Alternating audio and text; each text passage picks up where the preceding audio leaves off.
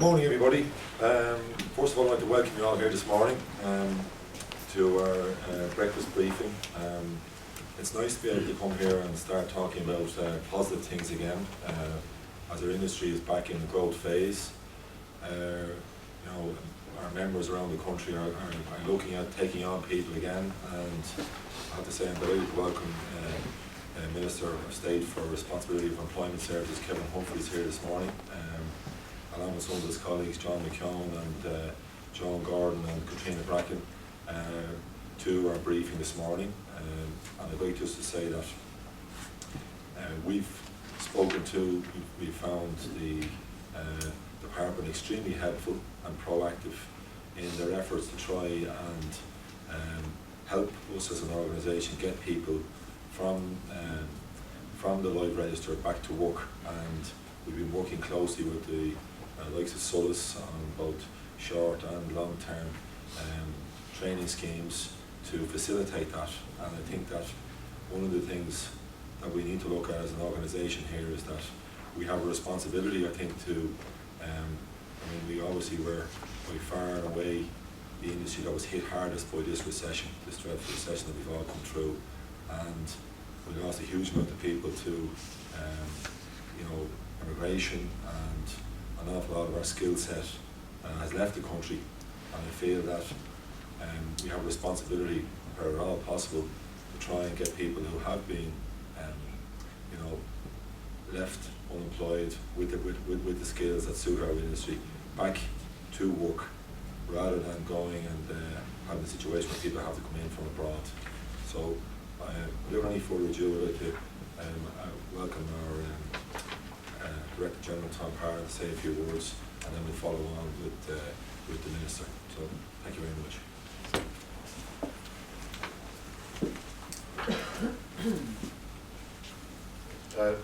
Thank you very much, Michael, and good morning, Minister, and good morning, ladies and gentlemen. This session here is part of a wider and closer cooperation between the CIF and the Department of Social Protection, and some of John's colleagues, Joan and some other people, have met two of our other groups this morning, which probably maybe diluted this particular event. So I think it shows an enthusiasm by both parties that we want to work together. And just in terms of mixed comments about the recovery, we estimate this year that we'll have employed an extra 10,000 people. And there's a very simple math in terms of construction jobs. It takes $1 billion worth of investment to create 10,000 jobs. So whether that's on the private side, whether it's on the government side, Minister, in terms of capital programme, and I know that the government are reviewing their capital programme into the future, and it suffered very, very badly, probably worst of all. Our foreign direct investment, and we've heard a very, very positive announcement just recently, again, about a major international player going to invest and build in West Dublin. And if it's a 500 million investment in a project, which clearly the big thing is about the long-term jobs and the graduates and all of the people that will be employed, but a 500 million project is a lot of jobs for the construction industry, top-end jobs that we're very proud that we're able to do. Some of the other big jobs that are lined up for next year, the Children's Hospital, we're hoping is going to planning early in the year, and hopefully we'll be ready for construction before the end. And we work very closely with those in terms of the jobs and the opportunities that may prevail there in terms of apprenticeships and taking people off the long-term unemployed as well. The Gorta-Tuam motorway is ready to begin in January. And even yesterday, in terms of, I suppose, the lack of investment that has happened over the 5 or 6 years means that people and individuals are forced now, say HICWA are threatening that a major number of our nursing homes, and particularly the state nursing homes, are below standard and they need substantial investment. And that's obviously opportunities for the construction industry as well. So we're optimistic about the future. And we just said, having a brief chat with you, Minister, if we need 10,000 people in 2015, we probably have 3 options. We can take them off the long-term unemployed. We can encourage some of the people, the very good people that left the country when they couldn't find work here and are working abroad. Or I'm sure, as has happened in the past, foreigners will flock into Ireland, particularly from Eastern Europe and so on, if they believe there are workers here. and it makes absolutely eminent sense that we will employ some of the in excess, I think, of 350,000 people that are currently on the live register. So in terms of just some of the apprenticeships is one area that we have been working with your department and with Solas and with the Taoiseach on, and we're delighted that the new Apprenticeship Council has been officially launched today, and we have two of our reps here, Tommy Maloney and Sandra, will both be inaugurated or whatever today and having the first official meeting. So we're looking forward that between cooperation from the Department of Social Protection, hopefully in terms of Jobs Plus and so on, that a formula will be put in place for a grouping there that have dropped off entirely, because the government just announced that they're going to spend 2.2 billion on social housing, and we've built very few houses recently. The skills that were involved there, and particularly the apprentices, whether it be in block laying or plastering or tiling and painting, just nearly nobody joining that particular group of skills, and you know, that's certainly going to need the skills and certainly a great opportunity there. So I'm not going to go on. We look forward to your address, Minister. We know you're under pressure to leave, and John tells me that he has a meeting with no less a group than the Troika, I think at 10 o'clock, so he's going to have to go as well, and so on. So you're very welcome, Minister. It's the local minister here. I don't think you've set foot in the building. This is your first time, Minister, but you're the local minister here, elected to the Dáil in 2011, but a long time Labour councillor and so on. I meet him regularly. Met him yesterday evening walking his dog, and no less, and I said to myself, Jesus, he's a chilled out minister, but he tells me his wife is away, so that was one of the big instructions he got, and I know myself from history that if you don't follow your wife's instructions while she's away, you know, water protesters or anything else sort of fade into insignificance. So Kevin, you're very welcome here, and we look forward to your address.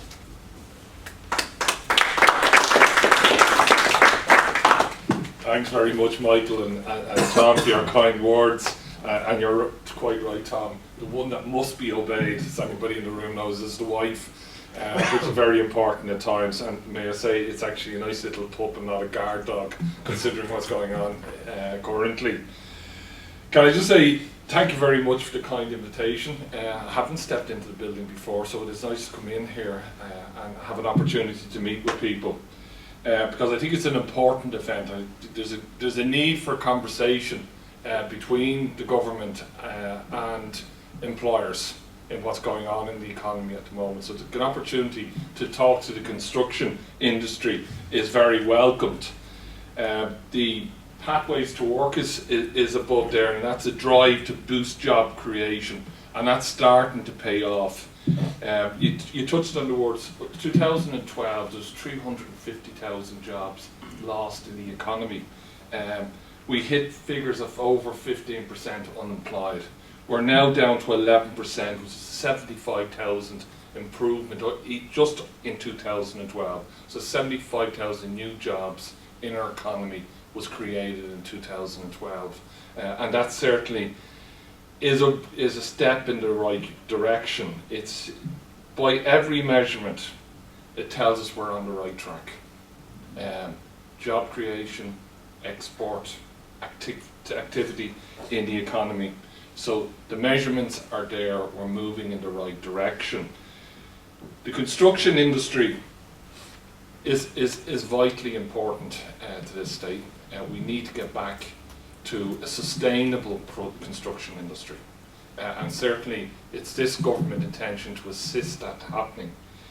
In the last year alone, there was 13,000 people that have gone back to work in the construction industry. That's 15% if you want to put it in a percentage figure. But that's all good news. It's encouraging, but not enough.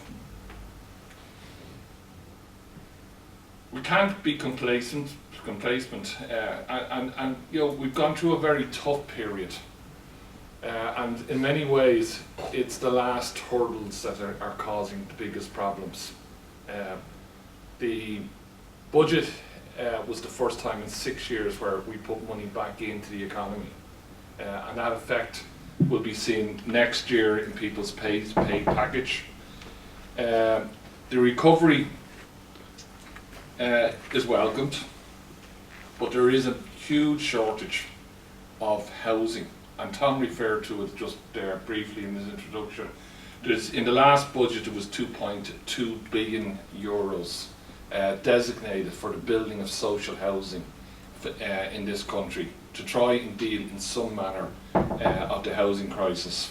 And shortly Alan Kelly will be laying out a roadmap that will lead us to 2020, which will outline a construction policy on how we will provide the housing needs for this country up to 2020. And I think that will be very much welcomed by the construction industry, and it will see the need and the role they have in that. But I think we have to look at new models.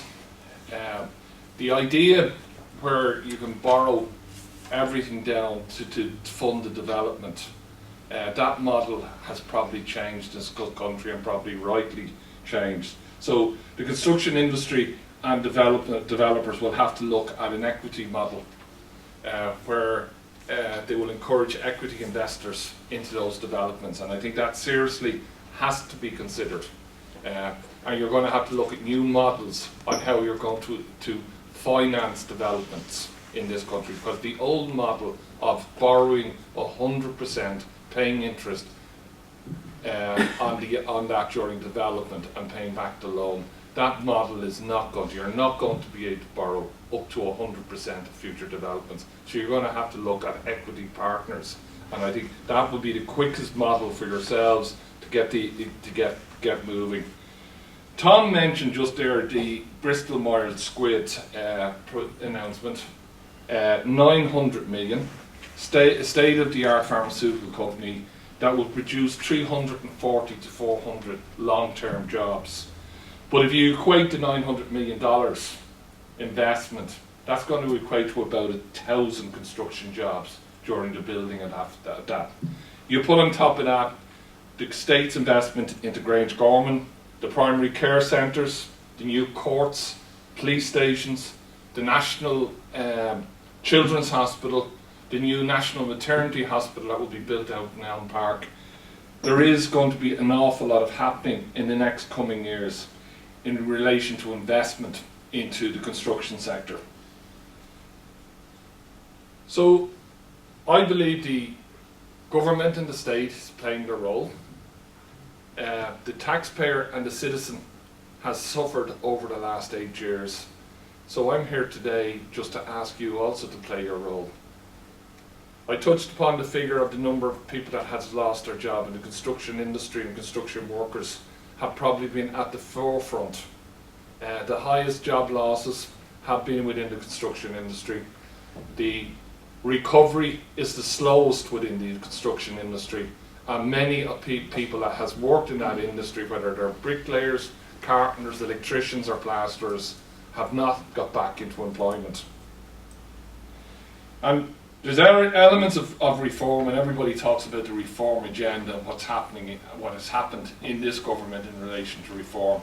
The biggest reform has taken place in the old Dole offices. They're now intro centres. They're not just in a centre that pays out somebody's entitlement of unemployment benefit. When somebody loses their job and goes into an intro centre, it's the first step back to employment. We can help job seekers back into employment with your assistance. We need your engagement. If you have a vacancy, whether it's 2 or 50 jobs, we're looking for you to come to the Intro Centre. The Intro Centre is free to employers. Free, so it's a free offer. We'll profile skilled candidates that are seeking jobs. So contact the Intro Centre, tell us what you want, and we will supply skilled applicants for those jobs. And I think the best example I have come across that was that we launched a jobs week in the RDS a couple of weeks ago with the Taoiseach, and we were walking around to a major employer, and the Taoiseach asked him how did they found the new Intro Centre, and he said, let me give you an example. We got a surprise order on the Wednesday and we needed 10 new staff, but we needed them the following Monday. They contacted the Intro Centre in Thurles. told them that they needed 10 staff. They had 14 people to interview on the Friday. 10 staff started on the Monday. Exactly what they wanted. Their response to that was they said, if we went to a private sector firm, couldn't react as quickly, couldn't have supplied the quality of candidate that the Intro Centre had given them. They said they could have given the 14 the job. There was a hair's breadth between all 14 applicants. They would have liked to have been able to give the 14 applicants the job, but they got the 14 people they wanted and they were able to supply the order. That's the change, that's the reform that has happened within the old, what people would be here called the old dole office.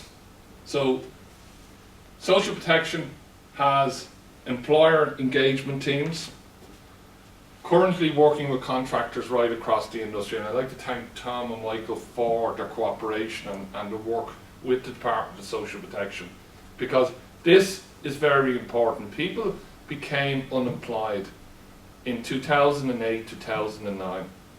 Considerable amount of time now they've been on the live register. They're the same workers that worked at the height of the boom. They're the same people that worked with us before. We're asking you very clearly, state has given the investment into the construction sector. We're asking you to make sure those people get an opportunity to get back into employment, to share in the recovery that this country is now starting to see. Also, there's one of my favourite things. When I got the job about 4 months ago, one of the areas I wanted to promote very, very much was Job Plus. And I'm sure you're quite aware Job Plus gives us financial support to employers of up to €10,000 if they recruit somebody from the live register for over a year. In the last budget, that was doubled from 3,000 to 6,000. And I believe that will be very much a demand-led service.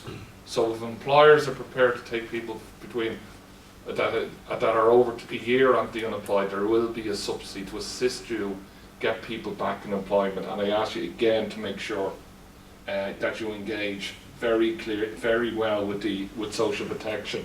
Tom, you mentioned in your address the apprenticeship scheme, and you put a proposal to the government in relation to apprenticeships. We're considering that proposal, and we will be back to you by the end of the year. I think it's an interesting proposal. Your industry needs apprentice if it's to be sustainable. You need a constant throughput of trained, skilled construction workers, and we're looking at that proposal very closely. And as I said, I will be back to you by the end of the year, because it falls very much under my remit. Now, I know John McKeown was going to stay here much longer today to answer many questions you probably have, but it's a little bit like the ghost of Christmas past, where the Troika now walks through the corridors. We thought we were finished, but they're back. We still have some very commitments that we have to achieve within that, and there still is some review days. So the industry is very much back on track. The country is very much back on track. We still have these reviews, and again, the other thing I want to ask you so very much is, we have, and Tom, maybe you get an opportunity, and I know there's one for everyone in the audience. I think the pack is on each one of your seats. That's the Employment and Youth Activation Charter. That's where we're asking employers to sign a contract of commitment where they will interview 50% of new vacancies, and they will give people on the live register an opportunity to apply for those jobs. So I would ask you to look at that charter and very much really consider signing up for it. But if you don't sign up for it, I would ask you, the first port of contact if you have a vacancy is very much the Intro Centre or the Department of Social Protection. And many of you in the industry have been very helpful, I know, in going out and talking to schools, explaining what the industry does, encouraging people in school leavers, assist them with the development of their CVs. But I'm asking you for much more. I'm asking you to make sure that when you have that vacancy, it comes from the unemployment, the live register. Can I just divert? And this is kind of in conclusion, but I think it'd be remiss if I didn't talk about this today. We came into government when we're running a 32% deficit GDP. This year it will be 2.75. That by any measurement is a long way to travel. We've gone from losing 1,000 jobs a week to creating 1,000 jobs a week. And like, this government doesn't create jobs. What we do is we create the opportunity for entrepreneurs to create jobs. And that's what we've done over the last 4 years. For the first 3 years of government, there was a very difficult budgetary measures that had to be taken for us to come out of the bailout. We've successfully come out of that bailout. We have a distance to go. We have a society, not an economy. We very much have, what I would say, brought the economy on, but society is still in a bad position. People have suffered and are very angry. And some of the protests we've seen over the last number of days, and I'm not making any excuses for any protesters, is a result of that anger. It's a result of households having nobody working. It's a result of sometimes of people that have got jobs, have got these dreadful 0-hour contracts, or only 15 hours. We now have a job where we've repaired our economy. We also have to repair society. We have to make sure that there's opportunities for everybody living in Ireland to share in the recovery, because everybody has taken the pain, taken the hurt. We have to make sure we don't make the mistakes of the past. Last week I was dealing with something like 350 residents. By not living in a Priory Hall, but would not be too far away from it. What was built, to my mind, during that period by a very reputable builder. It won't be appearing in any newspaper. I won't be going to any media about that, because if it ended up in the papers, their investment in their homes would be worth zilch. So we have to work out a way of getting the repairs done, getting a financial model to assist those. We have to make sure that the quality of our build is top rate. We have to be, and I'm appealing to you, so like, people here have come through the recession, you've kept your businesses together, you've kept people employed, but we have to make sure that we repair the reputation of developers in the construction industry, because the reputation has been damaged. I think one of the ways you can repair that reputation is by seeking your new employees from the live register. I have to say also is by giving good quality jobs, paying a fair day's pay for a fair day's work. It's good. We've travelled now 4-year road. We've outlined what's going to happen. We've talked about Grangegorman, we've talked about the National Children's Hospital, we've talked about the new maternity hospital, we're talking about building investment in the road infrastructure. Together we can build a new Ireland, but it has to be a fairer Ireland, and there has to be an opportunity for everybody to participate. And I know the people that are here has the same commitment that I have, is that we want to see a country that is a society and not an economy. So thank you very much, Tom and Michael, for the invitation.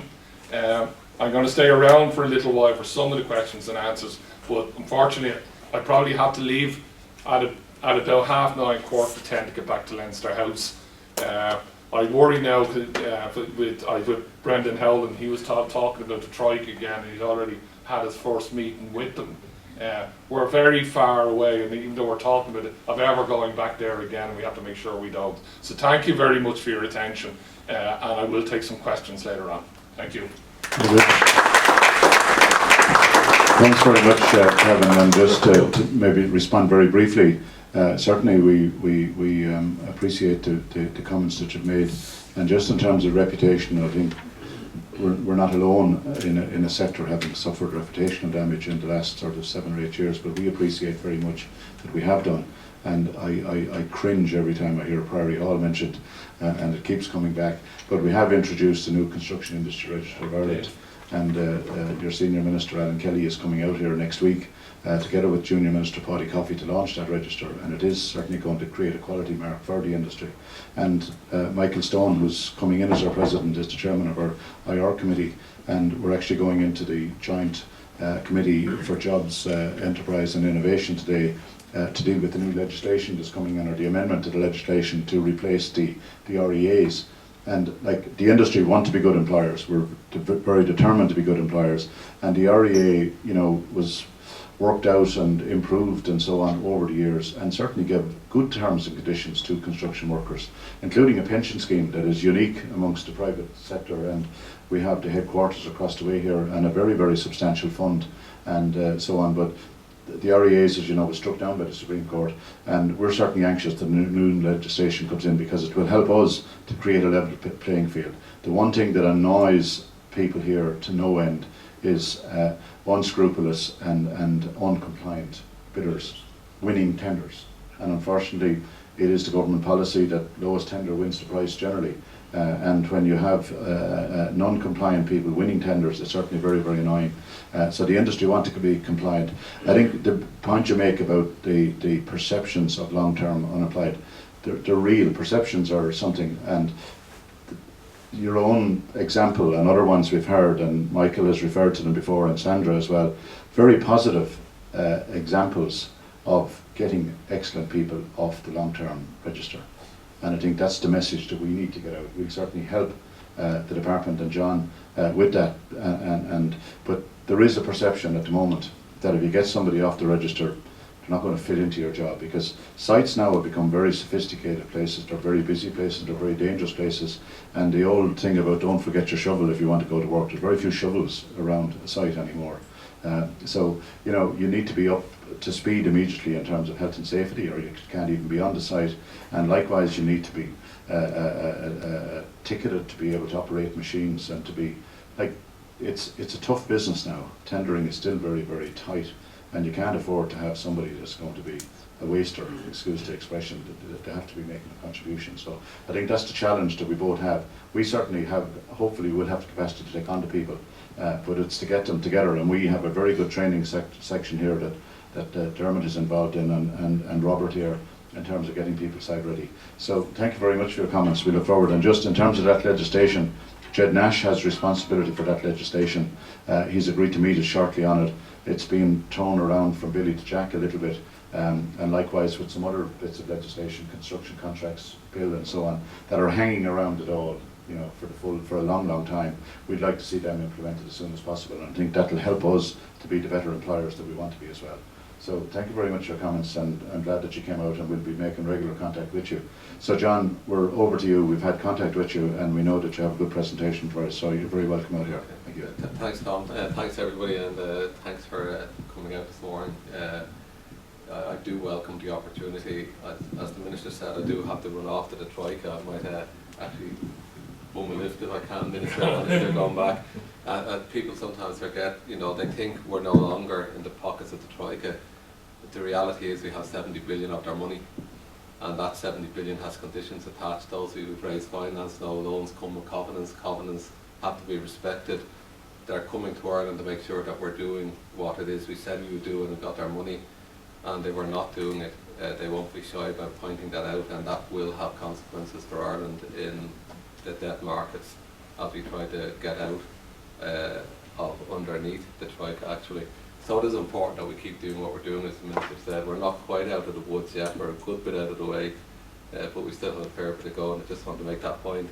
Generally, I don't start off with that kind of thing. Generally, my job, you know, I come along as a civil servant. I've been a civil servant 4 years. I worked in private industry for 30 odd years before I joined the civil service 4 years ago. And generally, I come along and I do a sales pitch. And I come along and I tell employers about how the department is changing and, you know, what we're doing to help not only job seekers, but to help employers. And I look to employers then to work with us in giving job seekers a chance. And I generally start off with some real life stories of job seekers who've had a tough time. And I talk about the transformative effect that getting a job with the support of the department and with the goodwill of employers has had on their lives. And I do that in an unashamed way to kind of prick at your social conscience as employers and make the point that you really need to be working with us to help people who actually deserve an opportunity to get on in life. And generally that works. I get good feedback from that. But what I do notice is that while people kind of like the stories and, you know, they like hearing about the redemptive power of getting employment, you know, what they do when I'm watching the audience, the bits that they sit up for and the bits they take their pens out for are when I start talking about the financial incentives that we can offer. Because I know, having been in business, really, you know, goodwill and corporate social responsibility will get you so far, but really it's the bottom line that counts. So it's generally when I start talking about the bottom line impact and how we can help your bottom line that people sit up and pay attention. So I'm going to talk about that. But before I do, because this is particularly an audience of people in the construction industry, I thought it might be useful if I gave a view of what the construction industry looks like from my perspective when I look at employment and unemployment. So I might take a few minutes to talk about those two things, and then I'll talk about the employer supports, if that's okay. Just to give you an idea in terms of what happened in terms of construction sector unemployment, in other words, as we see it in the department, we call it the live register. You know, the number of people that we were paying job seeker supports for, and you can see what happened in the period of the recession. And, you know, the consequence of the recession, we went from about 36,000 people who had a declared occupation in the construction or related industries on our live register in 2006. That got up to just shy of 150,000 in 2010, and it's begun to fall. And there has been a significant fall, and that is accelerating. So you can see, I think Tom made the point that the construction industry, probably more than any other industry, suffered from the recession. You can see that very clearly in the numbers of former construction workers who are claiming a payment, job seeker payment from the state. And you often hear that figure count. You know, I often get a trotted at me, there's 90,000 construction workers on the live register. And I just want to talk about that. In fact, that broad definition that some economists use include related industries like road transport workers, haulers who might have been, you know, bringing stuff in and out of quarries or whatever. So you exclude people like that, you know, and say, well, okay, who's actually working on construction sites? You're down to about 75,000 at present on the live register claiming a job seeker payment. And when you get further into that and say, well, okay, and this is something I often do with ministers, and you know, they say, okay, you've got 75,000 construction workers, what are you doing about getting them a job? And they think they're all 75,000, and apologies, but a lot of people think that they're all, you know, kind of carpenters and bricklayers and, you know, electricians or whatever. In fact, there's about 20,000 in that mix that would not be construction trades. So when you look at construction trades, it's about now I reckon about 55,000, that figure's from May. Probably less, probably closer to 50,000 at the moment. So there's about 50,000 people out of construction trades who declare to live a construction trade, claiming a job seeker payment from the state. So that's the current number. And if you just look at the geographic distribution of that, and I'll make these slides available to Dermot if anybody's interested in them, you can see that actually the bigger number, about 16,000 in Dublin, smaller numbers everywhere else. And in percentage terms, Wicklow appears to be the place to go to get former construction workers. About 37% of all job seekers claiming a payment from the state in Wicklow claim that they're a construction trade. So that's the distribution of the numbers. I think it's important in saying that we, these numbers on the live register, and you hear about them from the CSO in terms of quarterly household national survey, the unemployment figures, they're stock figures. But there's a huge flow in and out of the live register, a huge flow. There's about 350,000 people on the live register. Every year, about 350,000 people join it, and every year, about 350,000 people leave it, and the stock is about 350,000. And now that's multiple times. People are moving in and out. So there are some people who are stuck, and I'll come back to that.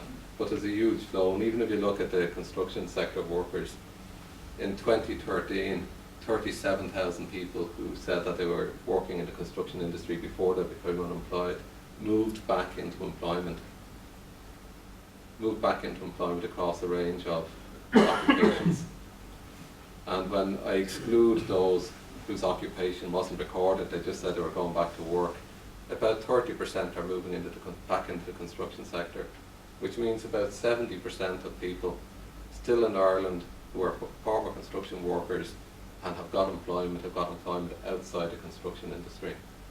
And that's mainly in retail, it's mainly in administration, it's mainly in hospitality services. So there are a lot of people in employment who are, as well as people who are currently unemployed, who are former construction workers. And the other thing, I actually took a line off this chart, which I shouldn't have done. The other thing I just want to talk about is that construction wages, and this is something which is not generally perceived, have adapted to the recession, and they have fallen by about 12 to 14%, which is in line with the average across all employment during the period of the recession. You can see there that there's a starting salary difference and an average salary difference. So somebody going back into construction is getting roughly, according to the Revenue Commissioner figures, about €560 a week as their gross salary. Those already in it who've not lost their jobs, that have stayed employed, are on about €730 a week. So there's a difference of about €170 a week, somebody going back into construction compared to somebody who's in it. The line I took off the chart, and I can see why I took it off now, is because I changed the scale a bit, was for construction workers who go back into other occupations, the average is about €400 a week. So there's still a premium for former construction workers to come back into construction. It still pays better than retail, it still pays better than hospitality services. So a lot of those people, and we reckon there's about 50,000 people in other occupations who are formerly in the construction sector, it would pay them to move back into construction even when jobs are available. So I suppose my point about this is I'm not too sure that there's a labour supply difficulty. The figures don't suggest that there is a labour supply difficulty, and maybe you'll tell me differently. But there appear to be enough people either claiming job seeker payments or in employment elsewhere in the economy, not to mention all of those who emigrated, who would be available to come back into the construction sector as it recovers. And it is beginning to recover. Again, the point on this chart, and this is an index, you can see construction employment fell by 64% as a consequence of the recession. Employment in the economy generally fell by 17%. Since Q2 of last year, which is when the turn happened, construction employment has increased by 7%, the rest of the economy by 4%. So construction employment is coming back. Whether we'll ever get back to the heady heights of the old days, I doubt very much, but it is beginning to recover, and that's very welcome. So just before I get onto the sales pitch, just want to take a detour into some palm trees. These people, people often wonder, I stick up the slide and say, what are you showing palm trees for? I'm often asked to explain that the upturn in the employment of the Irish economy. The upturn in employment numbers happened before the economy generally started recovering. Before GNP or GDP, whichever measure you want, before that started recovering, employment started recovering, which is, pretty unique in world economic history. Generally, employment lags economic recovery, and generally there's quite a long lag between economic recovery and employment. You might remember in the 90s, George Lee used to talk about jobless growth. In fact, we had growthless job growth, if you know what I mean. people ask, explain that, and I kind of use this analogy of the palm trees, because, you know, palm trees do grow in Ireland, which is a shock actually to a lot of people, but you go around a lot of gardens to see palm trees, and the reason palm trees grow is generally our temperate climate suits them. You know, they don't need a lot of hot weather. What they really need to avoid is cold weather. And you can see the story of the Irish palm tree parallels the story of the Irish economy, in particular the employment part of the Irish economy. During the Celtic Tiger years, fantastic growth, loads of foliage on the palm trees, they all look wonderful. I had a load in my garden, fantastic, they were wonderful. We had employment growth of 50%, unprecedented anywhere in Europe, unprecedented anywhere in the OECD in that period of time, in a little over 10 years, 50% growth in employment. We had unemployment rates of under 4%. They talk about full employment in Germany at 6%. We had at one point about 3.7% unemployment, remarkably low levels of unemployment. You know, everything was fantastic. But we did have a sharp shock. And people will remember the cold Christmases of 2009, 10 and 2010, 11. And in a lot of gardens, including my own, the foliage came off the palm trees, and for all intents and purposes they were dead. In fact, they were blackened. I dug mine up. You know, they were dead. That was it. And you can see that paralleled a huge reduction in employment, a 16% reduction in employment, a threefold increase in unemployment. And that really was the impact of a sudden sharp shock.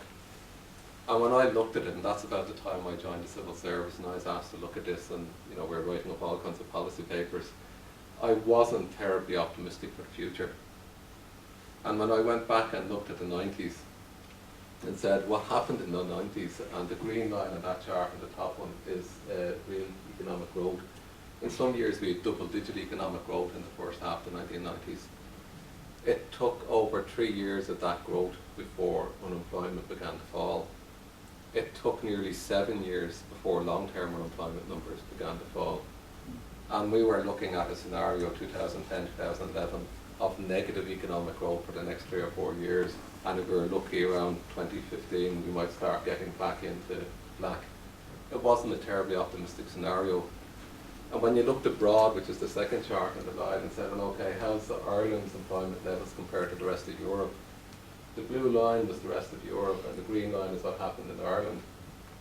And you can see Ireland sharply diverged from the rest of Europe. But now, back in 2010, we were back on track with the rest of Europe, and that blue line wasn't going anywhere terribly fast. So it wasn't a terribly optimistic scenario. It was very difficult to find optimism anywhere about what might happen. But yet, you know, I dug up my palm trees. Remarkably, they sprung back up from the roots that were left behind. Some of my neighbours who didn't dig up their palm trees, the foliage has reappeared. And that's a testament to the resilience of that particular species of plant. And you can see the Irish labour market is resilient, because against all expectations, the number of people in employment has grown. In fact, it's now about 100,000 growth in employment. We're up at about 1.94 million people in employment, and the numbers of people unemployed have fallen. And that's against all expectations. And you have to ask yourself, why is that the case? And so this is just a personal observation. I think explaining that is going to take economists who are much better than me 20 years to figure out, you know, and they'll all have, you know, competing theories. But this is my theory. And it's this: most of our employment is in sectors like construction, like retail, like hospitality. And those sectors are susceptible to market shock. But you can recover if your labour market is resilient, if you have a shock-proof, what I call a shock-proof trade in sector 4. So you take process-based industries, and process-based industries would include all the pharmaceutical industries and include Intel, for example. They're industries, and like the industries of old, that are not footloose. The old days of Ferengi closing down and all the kind of assembly line production kind of manufacturing jobs, which could, you know, kind of, you know, pick up and go at the drop of a hat. The amount of investment that goes into a pharmaceutical plant or a microchip plant as such, that those plants are in Ireland for the foreseeable future. They're not going anywhere terribly quickly. And they generate a lot of export revenue. And that brings money into the country. And the people in that employment still need a haircut. They still need to buy clothes. They still need homes to live in. So that money isn't going anywhere. And all through the recession, our export earnings stayed solid. And it's that export earning which is the core to our industry, or core to our economy. And if that's there, it provides a base for the employment-intensive sectors to recover. And the job of the, if you want, the government and job of the public service then, is to make sure that our policies are there to support the employment needs of the shock-proof industries, but also to ensure labour market flexibility, and that's where my department, the Department of Social Protection, comes in. What can we do to make sure that the labour market is responsive, in particular to the needs of the labour-intensive sectors, so that as the economy recovers, employment will recover with it. And I think we are getting there. We have a long way to go though, and long-term unemployment is a particular concern for everybody in government, and I think should be a particular concern for everybody in this room and everybody in our society. As I said, unemployment numbers have started to fall, and this chart is from halfway through the year, about June of this year. You can see how it's begun to fall, but there is a story, you know, when you get beneath detail. And the story is the number of people who are in long-term unemployment, and the number of people who are now 3 years unemployed or more is about 100,000. It used to be about 15 to 18,000 in the Celtic Tiger years, grew to 30,000 at the depth of the recession. It's now at over 100,000 and it's continuing to grow. If you look at the bits in the middle of the chart, the people who are unemployed between 1 year and 2 years, between 2 years and 3 years, those numbers are falling. They're not falling because people are getting jobs who've been unemployed more than a year. They're falling because they're now moved into the 3-year plus category. And while employment is recovering and unemployment is falling, it's nearly all in respect of people who are short-term unemployed.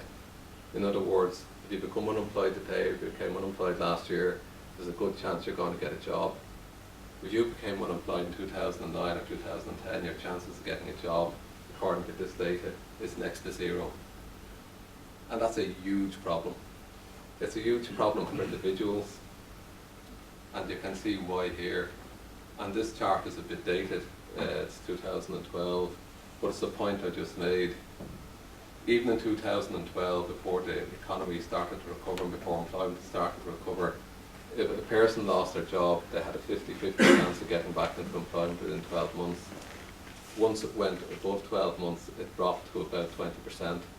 And you can see that was consistent even in Celtic Tiger years. That red line, in terms of your prospects of finding employment after you're unemployed, was pretty flat. If you're unemployed more than 3 years, your chances of getting a job are under 1% in the next 12 months. We've 100,000 plus of people unemployed more than 3 years. And that's a huge challenge for individuals. When you think about the social impact, when you think about the fact that unemployment tends to be transgenerational, when you think about the health and education impacts for families of the breadwinner being unemployed, that's a huge challenge. And it's a huge challenge for our economy. You've got to think about it, and I don't necessarily like this analogy, but it is, I think, a proper analogy. If you think about economic recovery and you think about the green shoots, and that's why I don't like it, green shoots tends to be an overused analogy. But the amount of money we spend as a society supporting people who are unemployed is in a sense the stony grey soil that those green shoots have come through. These are 2013 figures. 4% of everything produced in the economy was consumed supporting unemployed job seekers. 10% of every penny that government spent was spent supporting unemployed job seekers. €1 in every 3 of income tax that people paid was spent supporting unemployed job seekers. And more than all the corporation tax gathered by the state was spent supporting unemployed job seekers. And that money's not wasted. That's not money that we have a discretionary power to spend. That was money well spent in the economy, because that money was needed to keep those people living, to keep those people spending money in the economy. You look at what happens when we give somebody a job seeker payment. None of it is saved. None of it goes under the mattress. Every cent of it goes back into the tills of business. But it is still a huge drain on the fiscal resources of the state. And until we get people back into employment, it's going to be very hard for the economy to really pick up pace. So it's something that's in all of our interests, naked self-interest, if I put it that way, to do what we can to get people back to work. And in doing that, to focus on people who are long-term unemployed. And I suppose that brings me to the sales pitch, and you know what the department does. And I suppose Pathways to Work is the policy which is developed, and was developed to address that point about getting people back to work. And we were given a mandate to change and make sure that people wouldn't drift without support into long-term unemployment. We've changed the way we deal with job seekers. So we've changed from seeing, in effect, over the last number of years, job seekers as supplicants looking for a handout, to seeing that job seekers are clients, are customers looking for service. And the service they're really looking for is help getting back to work. And what we provide them with is income support while they're getting back to work. Not income support as an alternative to work, income support as a support while you're getting back into work. And we've very much changed our conversations and our dialogue with job seekers around that point. And we've rebranded it Intro. And we spent a bit of money building offices around the place. Not as much as, you know, the construction industry would like. We were in a bit of a shoestring, but we've rebuilt 60 offices. It did employ some construction workers who are doing it. And we've tried to change how we deal with job seekers. And at the core of that, which is the charter held there by the Taoiseach and the Taoiseach, is the social contract of rights and responsibilities, which every job seeker now signs. And what that says is, listen, we'll help you get employment. And we'll give you income support while you're helping you to get employment.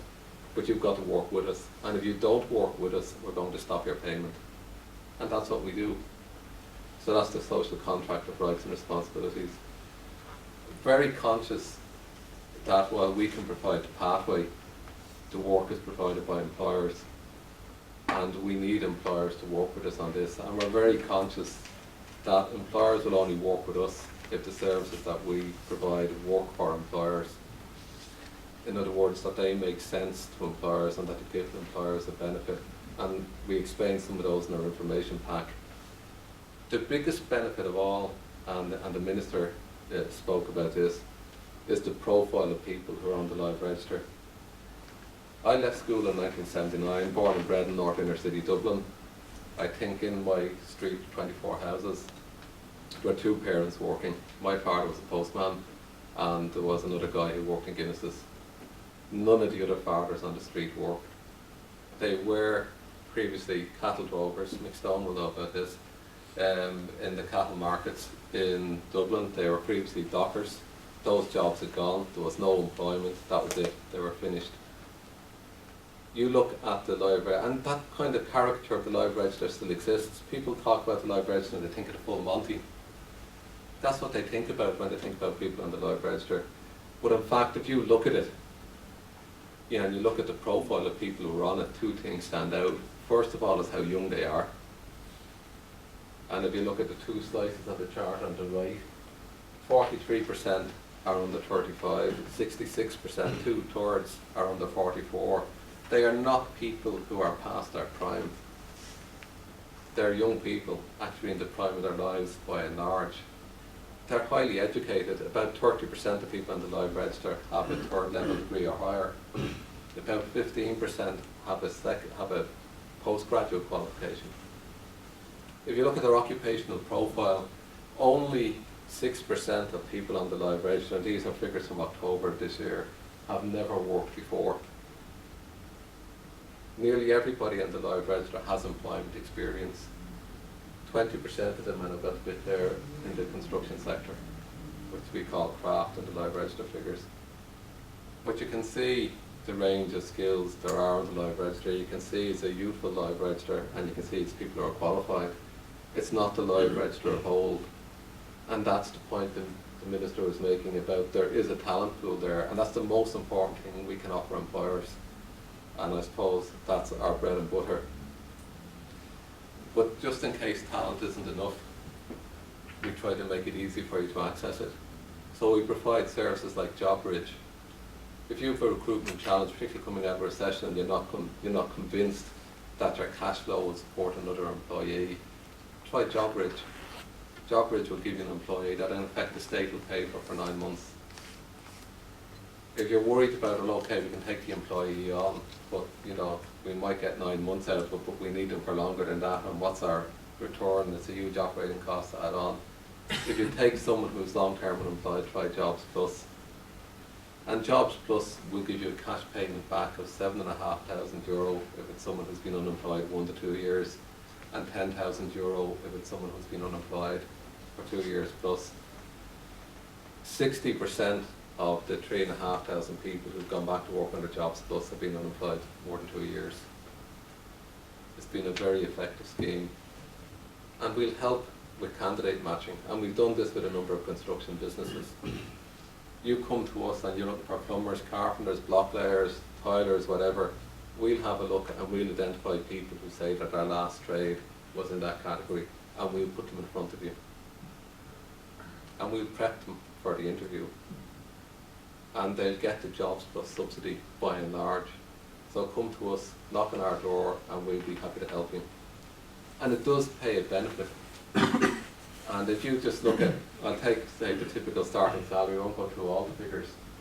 But you take someone on Jobs Plus, in effect, Jobs Plus will save directly 25% of your labour bill if you take someone who has been 2 years or more unemployed.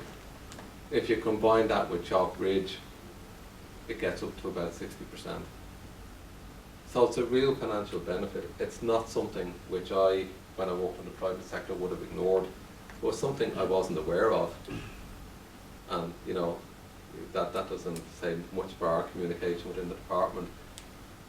But it's something once I was aware of, I wouldn't have ignored. So it's something to go after. The other point I just want to make is that people often say, you know, that we can't get people off the live register their work, they're too cushy on the live register. I just want to give you a couple of figures. 2/3 of the people on the live register get €188 a week or less. 1/3 get nothing. I mean, zero.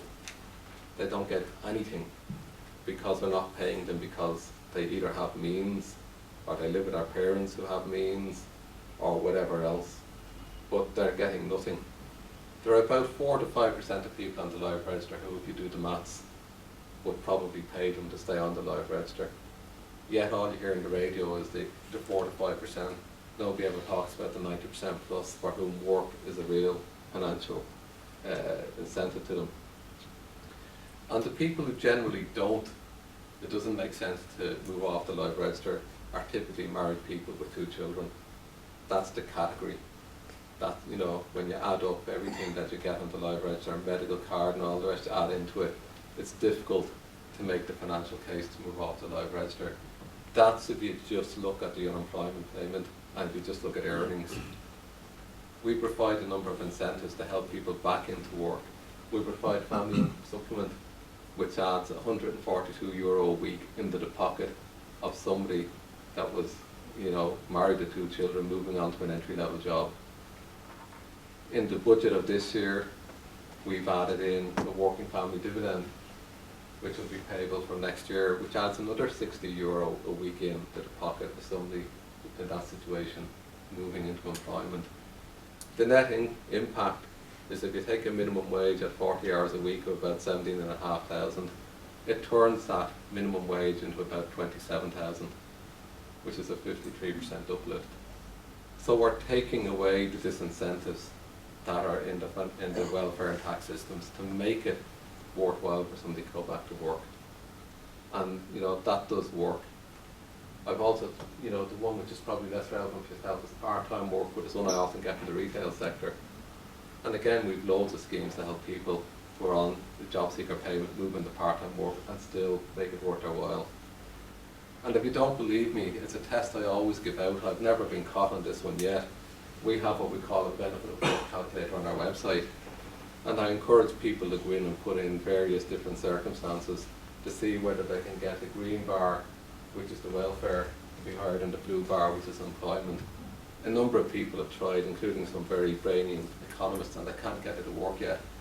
I know the circumstances, I can tell you, but I'm not going to tell you. I know the circumstances to put in to get it higher. But, you know, you'll be searching a long time. So don't believe everything you hear. Another thing you'll often hear is people lose their medical card. They don't. People who have a medical card can keep it for up to 3 years, and in fact, they keep it for a minimum of 1 year once they go back into employment. That's a fact. Yet you'll hear Joe Duffy all the time about people losing their medical card. They don't. If they have it, they keep it.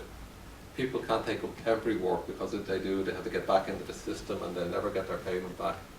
In fact, part of the change we made was to reduce the waiting time for getting welfare payment from about 3 weeks to about 3 days. So even if they had to go back into that system, it's not the biggest deal in the world.